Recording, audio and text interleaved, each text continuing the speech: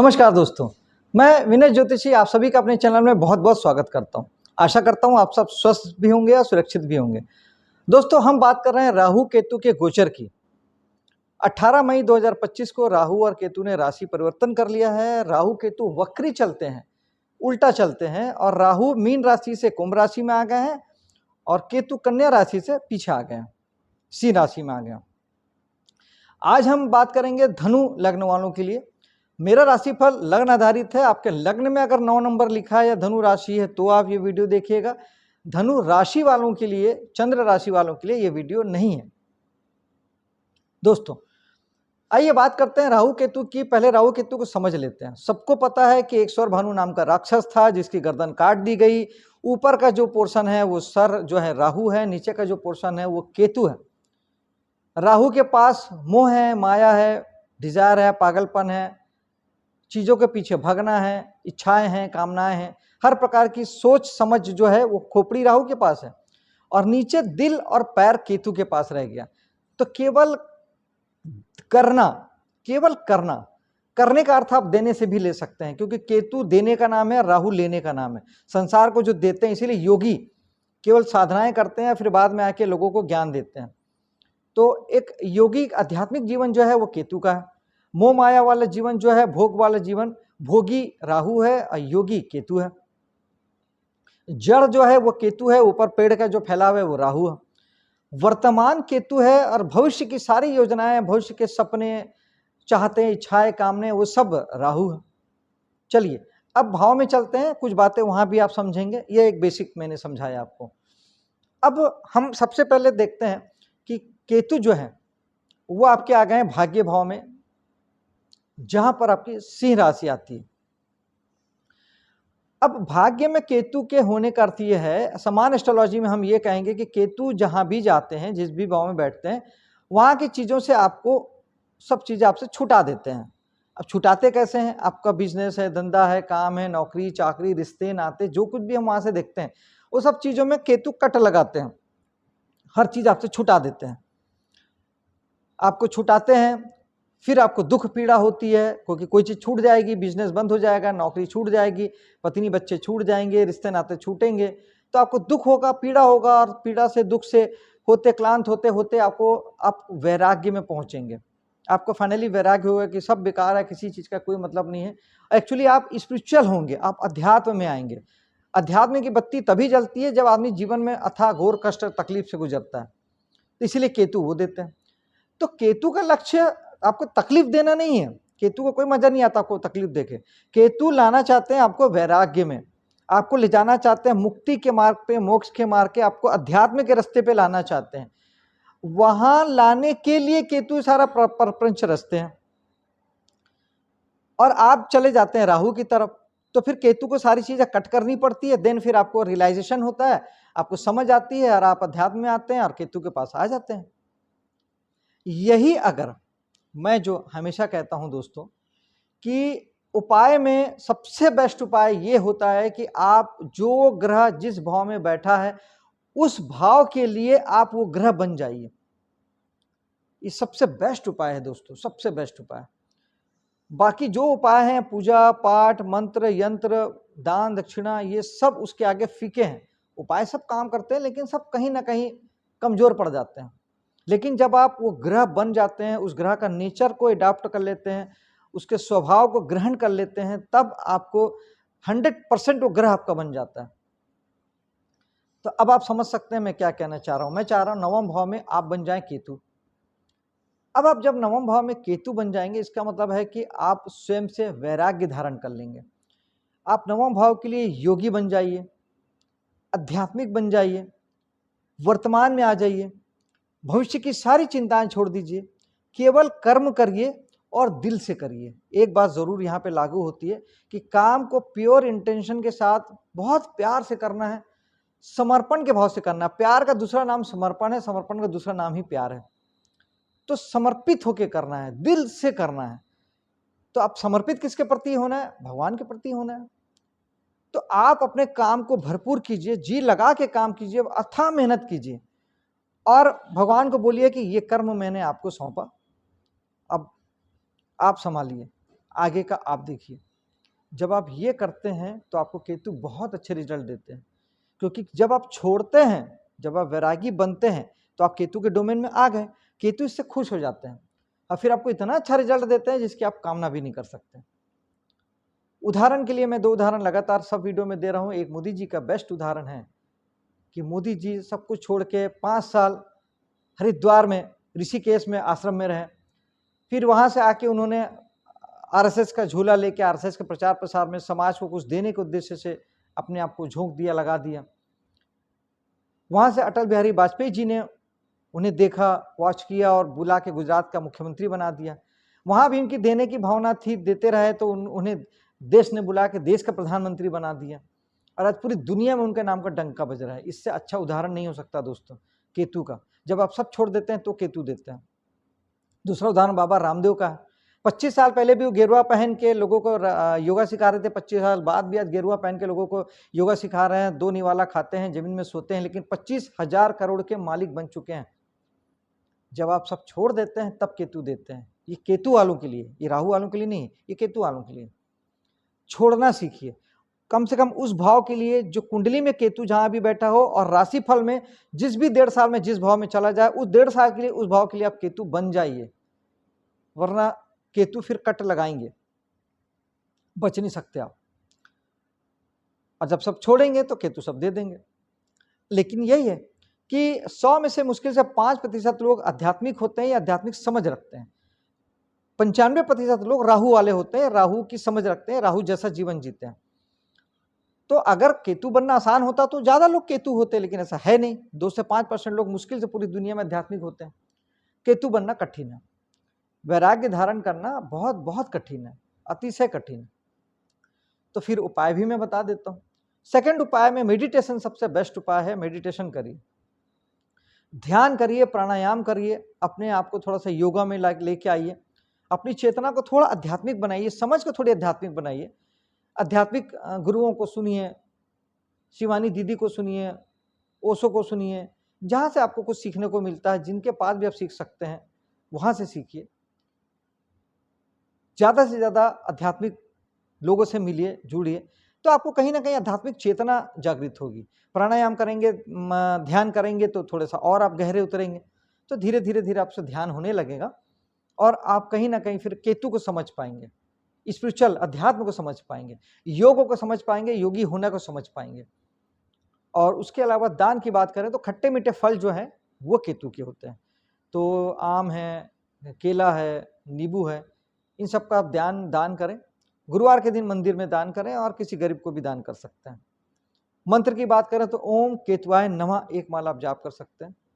पूजन में माँ दुर्गा की पूजा केतु के लिए की जा सकती है, उससे केतु प्रसन्न होते हैं। अब आ जाते हैं राहु की तरफ। राहु जी आपके बैठे हैं 3रे भाव में, कुंभ राशि में।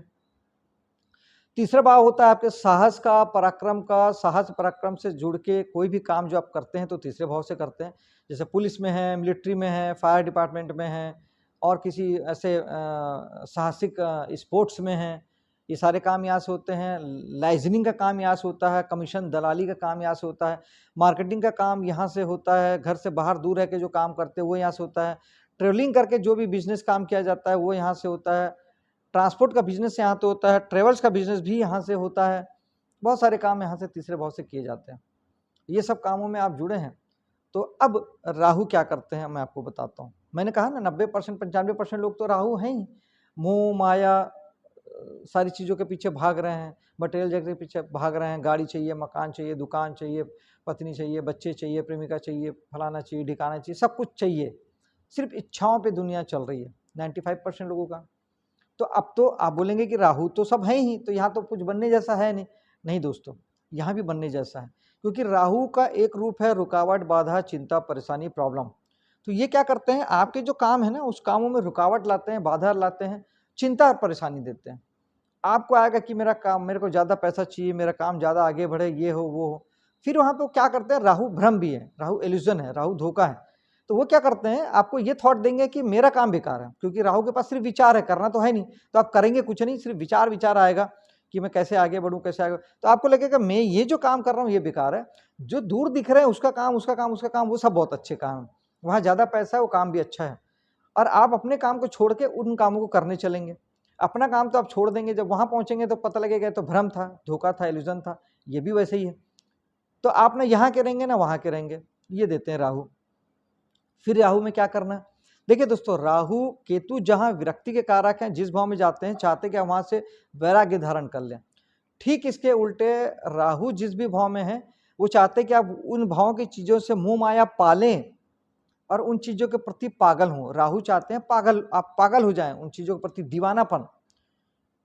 तो अब आपको ज़रूरत क्या है? आप जिन कामों को कर रहे हैं उसी काम के प्रति आप पागल हों और दीवाने बने। अब ये कैसे होगा? कैसे पागल बने, दीवाने बने? काम तो हम कर रहे हैं।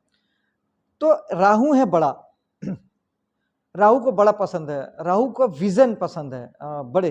तो जब आप बड़े विजन के साथ, दोनों बात आ गई, राहु विजन भी है, राहु बड़ा भी है। तो जब बड़े विजन के साथ अपने कामों को आप करेंगे, आप उसे बढ़ा के करेंगे, उसे आप बड़ा कर देंगे। मान लीजिए कि आपका ट्रेवल्स का बिजनेस है, आपके पास 2 गाड़ियां हैं, आप उसे 4 गाड़ी में बदल लीजिए। तो जब आप बड़े विजन के साथ, दूरदृष्टि के साथ काम को बड़े लेवल पे, स्केल पे करेंगे, तो ये हो गया राहु के मोह माया पालना। आपको मोह माया भी हो ही जाएगा, उस काम से मोह माया पाल लेंगे। और दूसरा है पागलपन। तो पागलपन, मोह माया दोनों लगभग एक जैसी चीजें हैं। मोह माया पालना या चीजों के प्रति पागल होना या चीजों को बड़ा करना, तो उसका एक तरीका और है। केतु के लिए, राहु के लिए एक उपाय बताया जाता है, माँ सरस्वती की पूजा। तो मेरा जहां तक मैं उसका अर्थ निकालता हूं कि राहु केतु सरस्वती माता की फोटो लगा के अगरबत्ती लगाना तो पूजा नहीं होगा, क्योंकि राहु भ्रम है, राहु अंधेरा है, राहु डार्कनेस है, राहु राक्षस है, सारा कुछ ब्लैक मैजिक राहु है, सब कुछ काला जो है, ब्लैक अंधेरा, वो राहु है।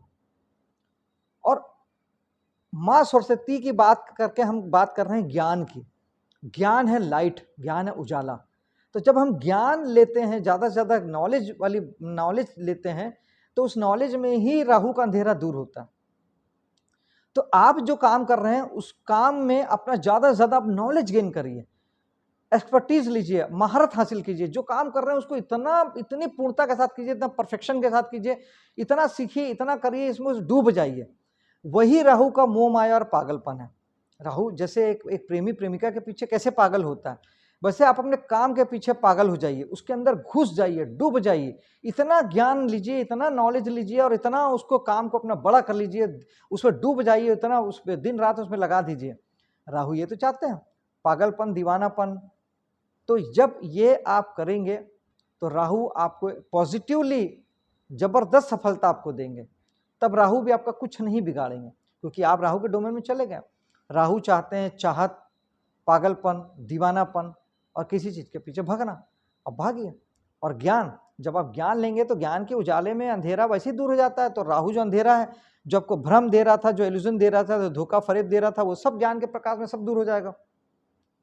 आपको अपने काम में जैसे ही मास्टरी होगी, आप डरेंगे नहीं। पहले आपको लगा होगा कि मैंने बोला 2 गाड़ी को 4 गाड़ी कर लो, क्या आसान है क्या?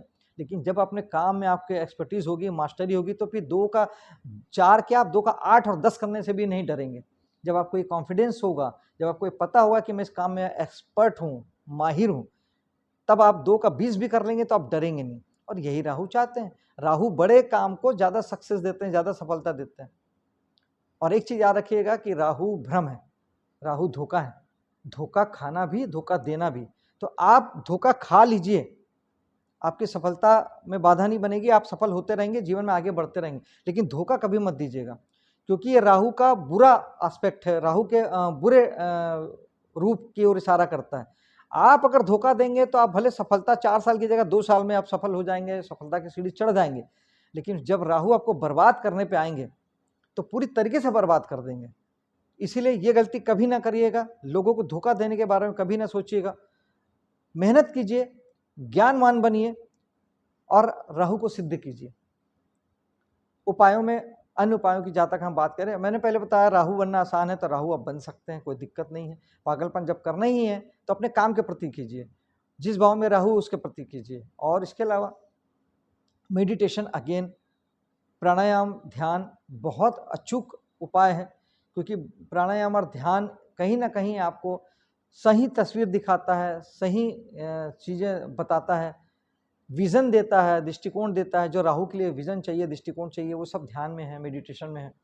और आपको सही सही चीज़ें दिखाता है, आप उलझेंगे नहीं, आप फंसेंगे नहीं। दुख तकलीफ कष्ट परेशानी राहु की आपको रोक नहीं पाएगी। मेडिटेशन और ध्यान करें।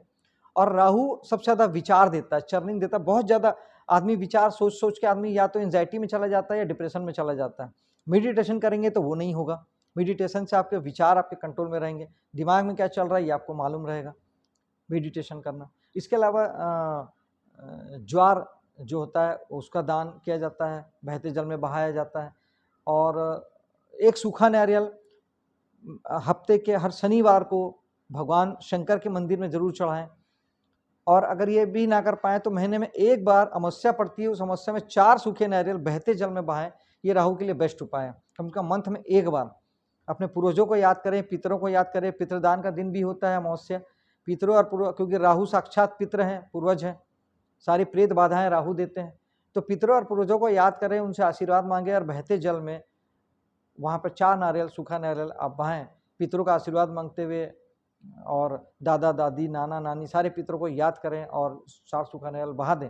तो इससे आपके पितर भी खुश होंगे, राहु भी खुश होंगे और आपके लिए चीज़ें अनुकूल होती चली जाएगी। और इसके अलावा ओम रावी नमा एक माला आप जाप भी कर सकते हैं, अगर आपको मंत्र जाप वगैरह आपको पसंद है। देवताओं में मैंने बताया माँ सरस्वती की पूजा अगरबत्ती लगा के नहीं, अपने काम में एक्सपर्टीज लेके आप उस चीज़ को कर सकते हैं। दोस्तों ये था राहु केतु का उपाय। अब मुझे दीजिए इजाज़त, मिलता हूँ आपसे अगली वीडियो में। तब तक के लिए जय हिंद, जय माता दी।